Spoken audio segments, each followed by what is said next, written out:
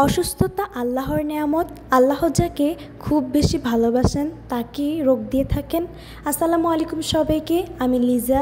আপনাদের সবাইকে ওয়েলকাম জানাচ্ছি আমার চ্যানেল লিজাস লাইফে। কি অবস্থা সবার? আশা করছি সবাই ভালো আছেন। আলহামদুলিল্লাহ, আমরাও ভালো আছি। তবে মনটা ভালো নেই, কারণ চারিদিকে বন্যার যে আহাজারি তা দেখলে মন এমনিই খারাপ হয়ে যায়। তো আমার অনেক ভাই বোনেরা, মা খালারা বন্যার কবলে পড়ে আছেন। আল্লাহ তাদের সবাইকে হেফাজতে রাখুন এবং রক্ষা করুন। এবং আমরা যে যেখানেই আছি না কেন, সবাই তাদের জন্য দোয়া করব যাতে তারা খুব দ্রুতই বন্যা কাটিয়ে উঠতে পারেন। এই তো অনেক কথা বলে ফেললাম। তো এখন বাজে অলমোস্ট 10টা, আর আমরা ঘুম থেকে উঠে পড়েছি। উঠেই ফ্রেশ হয়ে নিয়েছি, তারপর কিচেনে চলে আসলাম এবং এসে দেখি আমার বড় আপু রান্না করছে সামুদ্রিক এই মাছটা, যেটা আব্বু নিয়ে আসছে। তো হঠাৎ করে আমার আম্মু বেশ অসুস্থ হয়ে পড়ে। আম্মুর বুক ব্যথা এবং মাথা ব্যথা, সেই সঙ্গে আম্মু শরীর নিয়ে উঠতেই পারছিল না। তো তারপর আমরা আম্মুর সামনে এই তরমুজটা নিয়ে আসলাম এবং আম্মু সেটাই খেলো। আম্মু কিছুই খাচ্ছিল না, আম্মুর নাকি প্রচুর পরিমাণে বুক ব্যথা করছিল এবং কিছুই খেতে ইচ্ছা করছিল না। তো আব্বু আবার বাইরের থেকে আমাদের জন্য চেরি, চানাচুর, মুড়ি, কমলা এবং মালটা, সাথে আম্মুর পছন্দের আইসক্রিমও নিয়ে এসেছিলো। তবে আম্মু এতটাই অসুস্থ ছিল যে সেদিন আইসক্রিমটাও খায়নি। তারপর বাজারগুলো গুছিয়ে আমরা সকালে নাস্তা করে নিলাম এবং কিচেনে এসে আমরা আমাদের রান্নার কাজ শুরু করলাম আবারও। তো আব্বু আবার এখান দিয়ে আম্মুর জন্য বাইরে গিয়ে আবারও নিয়ে আসলে এই ওষুধটা। তো ওষুধের এই প্যাকেজিংটা এত বেশি সুন্দর ছিল, তাই ভাবলাম যে আপনাদেরকে একটু দেখিয়ে দিই। আম্মুর এদিক দিয়ে যেহেতু ভিটামিনের অভাব ছিল নাকি, সেই জন্য ভিটামিনের ওষুধ আরও কী ট্যাবলেট দিয়েছে আর কি। তো সেগুলোই আমি দেখছিলাম। তো কিছুক্ষণ পরপর আম্মুকে এটা ওইটা জিজ্ঞেস করছিলাম যে আম্মু কী খাবে না আর কি। তো একটু পর আবার আম্মুর জন্য এই চেরিটা নিয়ে আসলাম ধুয়ে। তো আম্মু সেটাও খেলো না। তারপর আমার ছোটো বোন বেশ কান্না করছিল যে তাকে ফ্রেঞ্চ ফ্রাই বানিয়ে দেওয়ার জন্য। সেজন্য আমি আলু এখানে সুন্দরভাবে কেটে নিয়েছি এবং সেগুলো এখন ভালোভাবে ধুয়ে নিয়েছি। এখন পানি দিয়ে আমি সিদ্ধ করতে বসিয়ে দিব।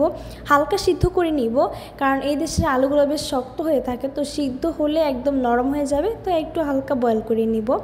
তো এই তো বয়েলে এখন বসিয়ে দিলাম। অন্যদিকে আমার আপু রান্নার কাজটা সেরে ফেললো।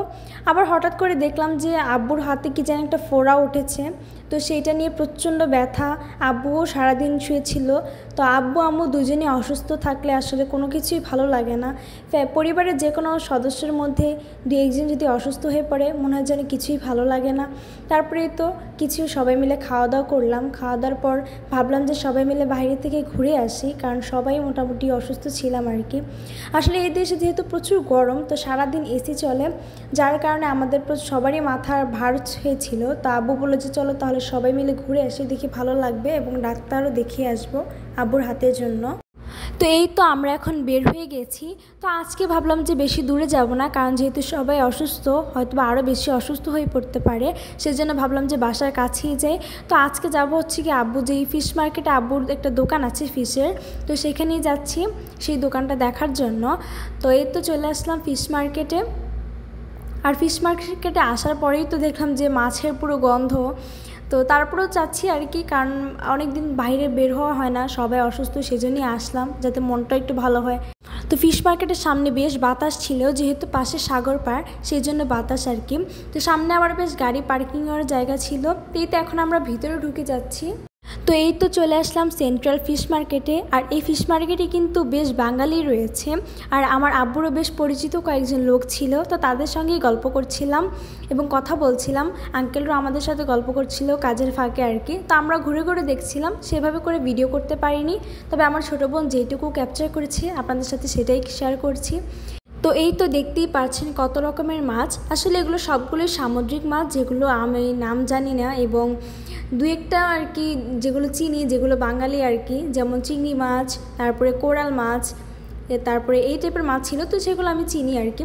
তো এই তো এখন আমরা আরেক পাশে চলে এসেছি, যে পাশে বরফ ভাঙানো হয়। একটা আঙ্কেল আমাদেরকে দেখার সাথে সাথে আমাদের জন্য কোল্ড ড্রিঙ্কস এবং জুস নিয়ে আসলো। তো আমরা সেগুলো এক পাশে বসে খাচ্ছিলাম এবং পাশে দেখছিলাম যে বরফ কীভাবে ভাঙায় আর কি।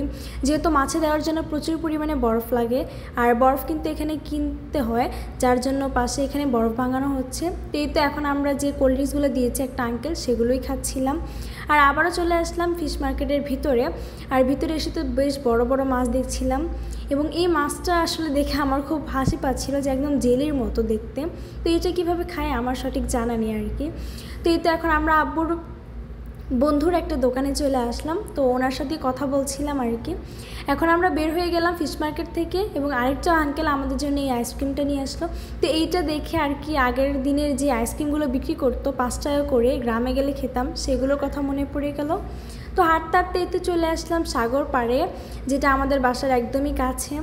এখানে এসে তো বেশ মনটা ভালো হয়ে গেল, কারণ সাগর পাড়ে বেশ বাতাস ছিল এবং আজকে ওয়েদারটাও খুব সুন্দর ছিল। তো আমরা এখানে বেশ খানিকক্ষণ বসেছি এবং তারপরে মাগরিবের আজান দিয়ে দিলে এবং আমরা নামাজ পড়ে বাসায় চলে আসি, কারণ যেহেতু সবাই অসুস্থ ছিলাম সেজন্য বাইরে আর বেশ খানিকক্ষণ দাঁড়ায়নি। তো আজকের ব্লগটা ছিল এই পর্যন্তই। আই হোপ আপনাদের সবার ভালো লেগেছে। যদি ভালো লাগে তাহলে অবশ্যই আমার চ্যানেলটি সাবস্ক্রাইব করে আমার পাশেই থাকবেন এবং আমাকে এভাবেই সাপোর্ট করবেন। সবাই ভালো থাকবেন। আল্লাহ হাফেজ।